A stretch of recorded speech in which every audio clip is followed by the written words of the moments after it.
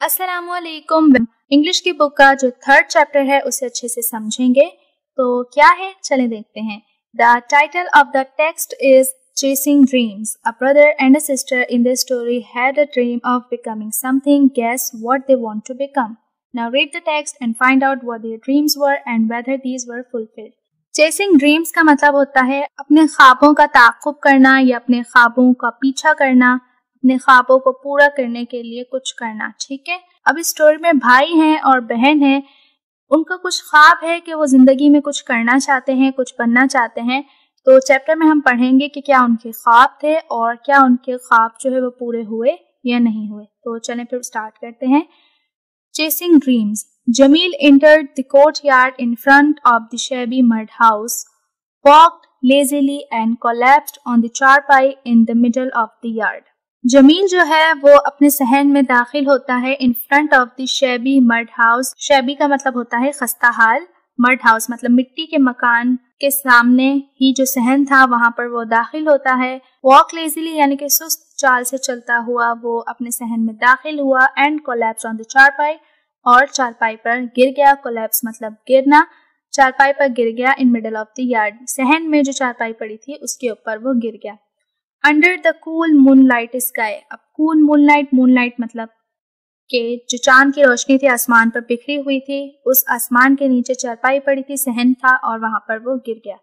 Looking at Jameel, his father kept his cup of tea on the table and dragged his charpai close to him and asked. अब जमील को देखते हुए, जो जमील के बाबा थे, जो फादर थे, उन्होंने अपनी चाय का कप जो था वो टेबल पर रखा और जमील की जो चारपाई थी उसे अपनी तरफ खींचा।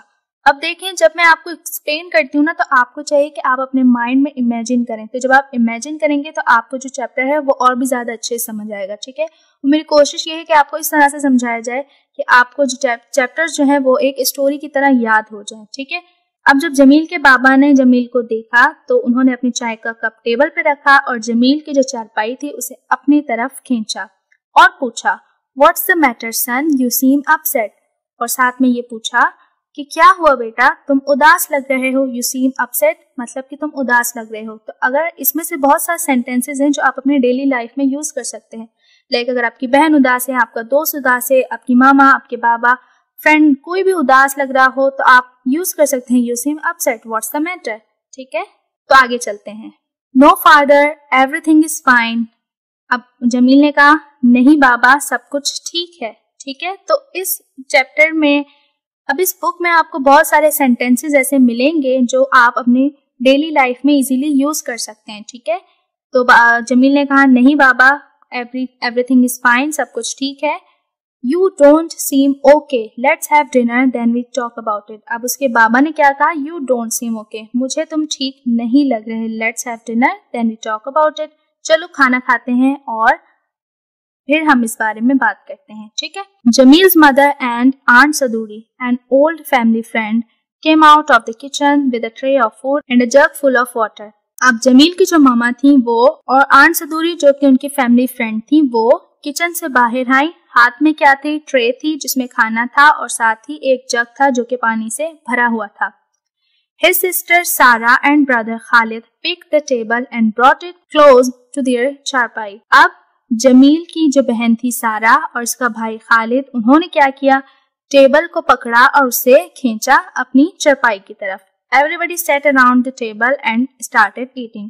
अब सब लोग टेबल के इर्द गिर्द जो है वो सेट हो गए और खाना शुरू किया। Jameel did not move. Jameel जो है अपनी वो जगह से नहीं हिला। His father asked him to get up and have dinner. Jameel के फादर ने कहा, उठो, यहाँ आओ और खाना खाओ या डिनर करो। ठीक है, Reluctantly, he got up and started eating. Everybody noticed that Jamil was upset. अब reluctantly का मतलब होता है हिचकिचाना। तो जमील जो है हिचकिचाते हुए उठा और उसने खाना शुरू कर दिया। अब everybody noticed, अब सब नोटिस कर रहे हैं कि जमील जो है वो उदास लग रहा है। They cast sidelong looks at him while eating, but did not say anything. अब ये लोग साइड लॉन्ग लुक यानी कि एक तरफ से जमील को देख भी रहे थे खाते वक्त, बट किसी ने कुछ कहा नहीं।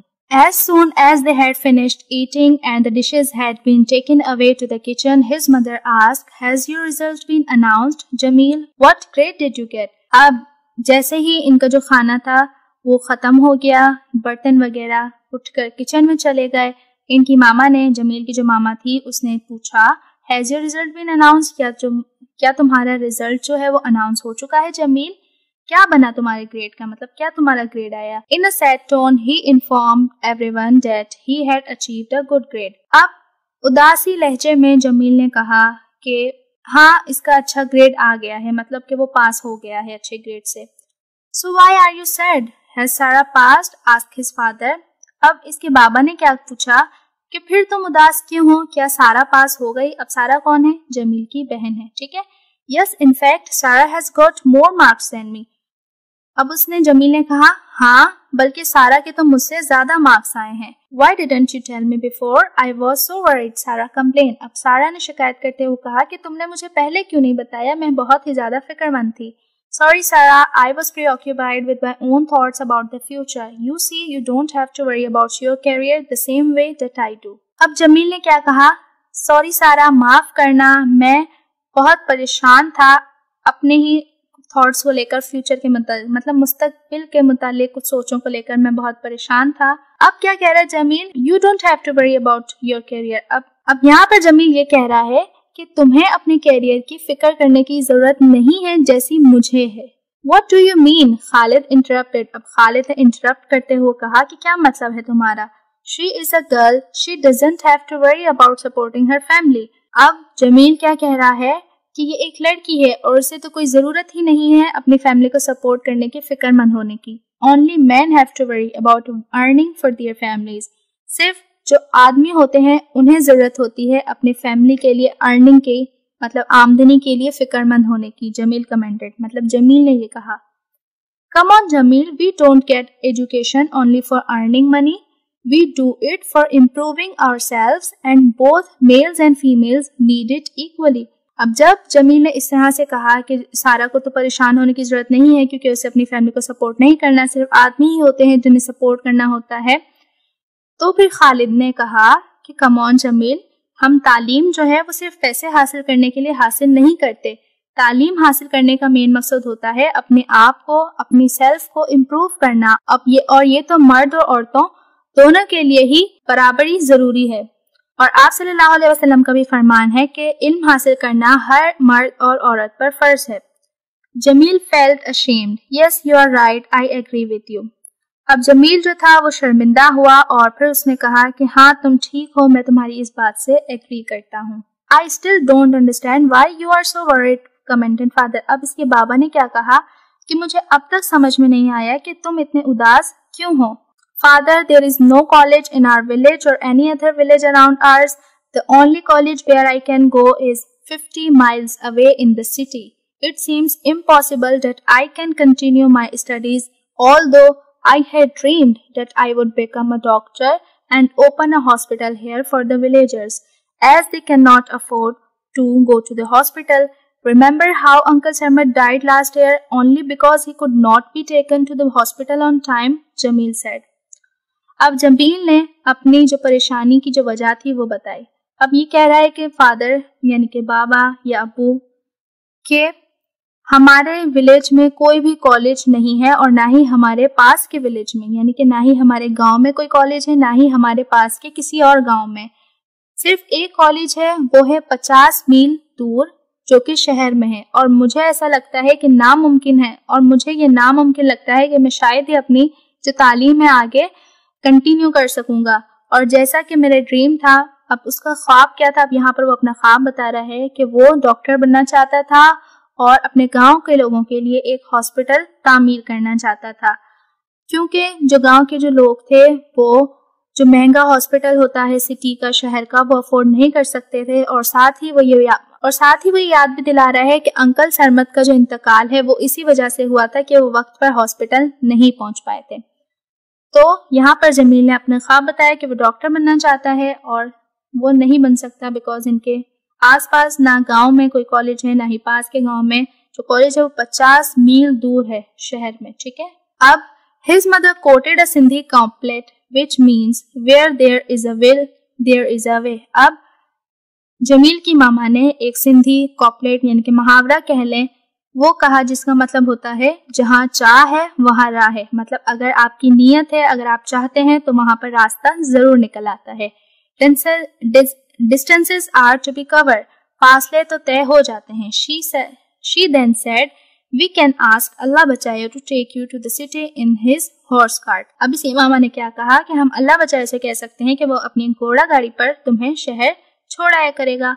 Aunt Saduri, who had been listening to the whole conversation, said, I have a suggestion.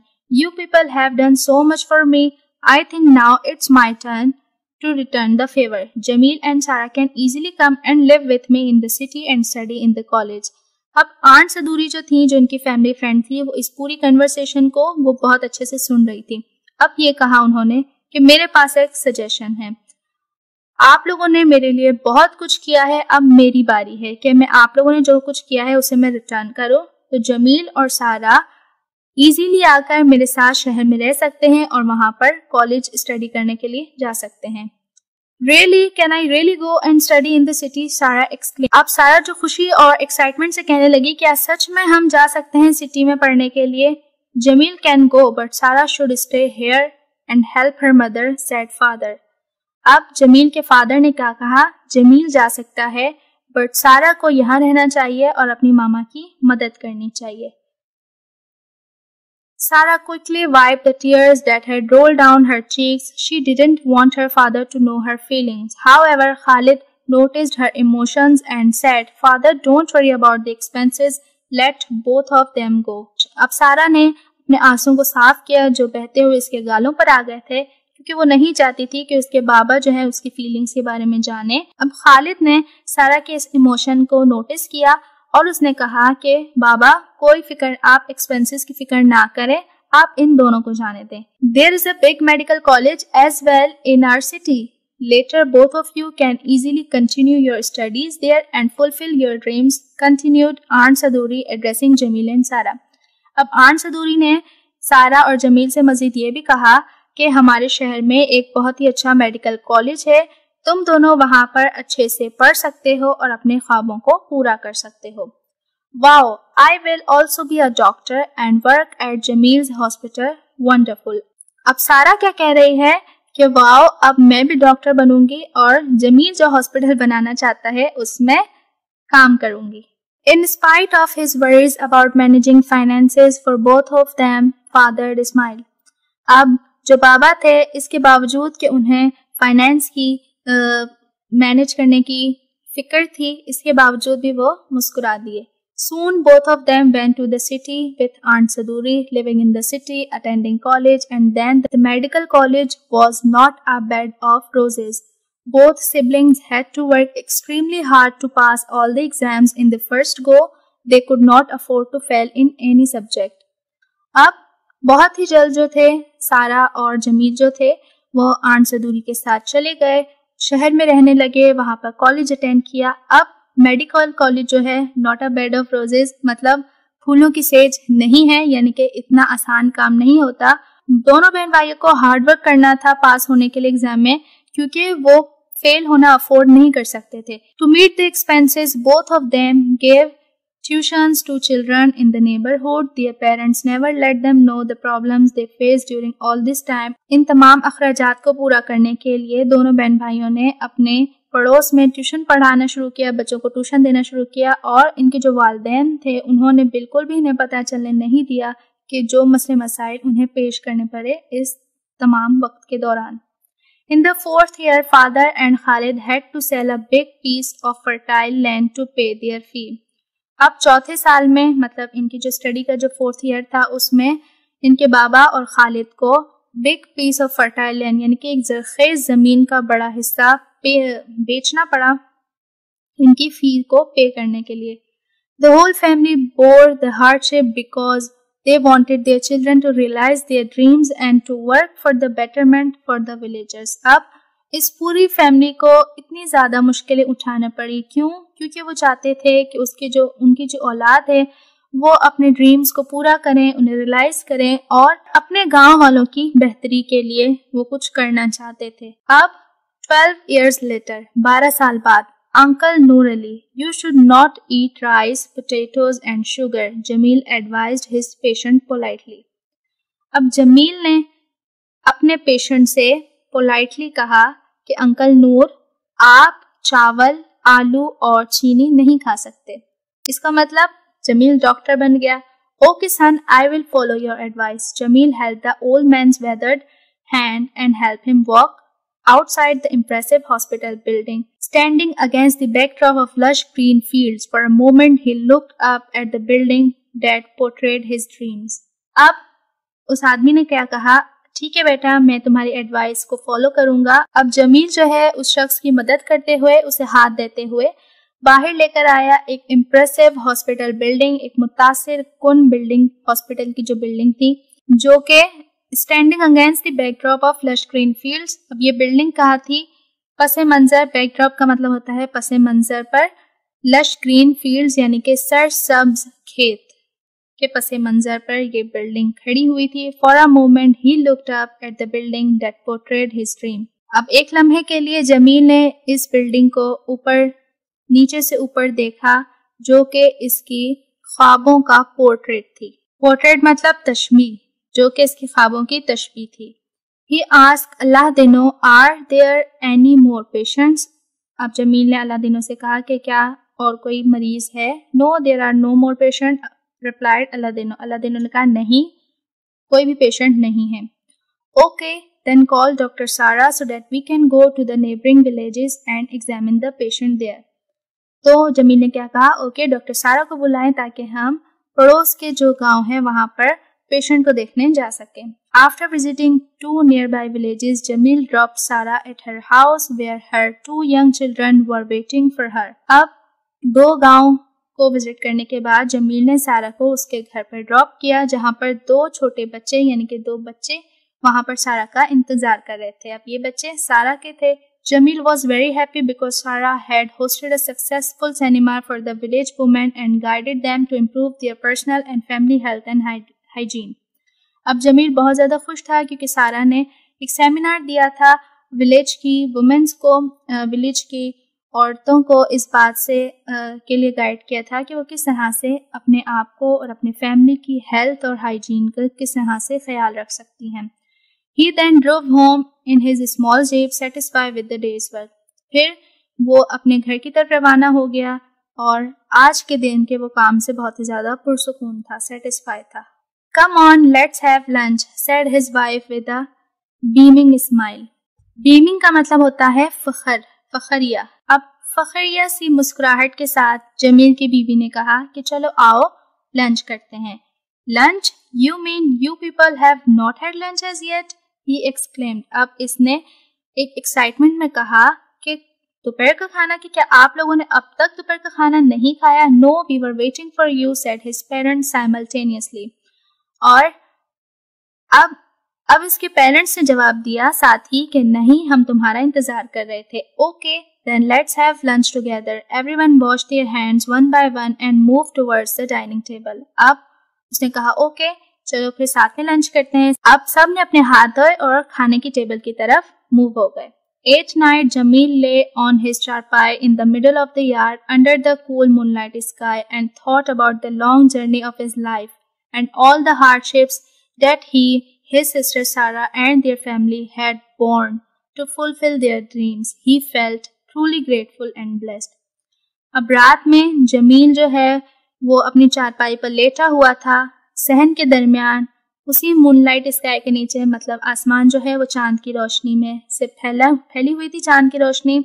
अब वो लेटा हुआ था और अपनी इस पूरी लंबी जर्नी के बारे में सोच रहा था, मतलब उसने और उसकी सिस्टर ने और उसकी फैमिली ने कितनी ज़्यादा मेहनत की, कितनी ज़्यादा हार्डशिप्स फेस की अपने ड्रीम्स को पूरी करने के लिए।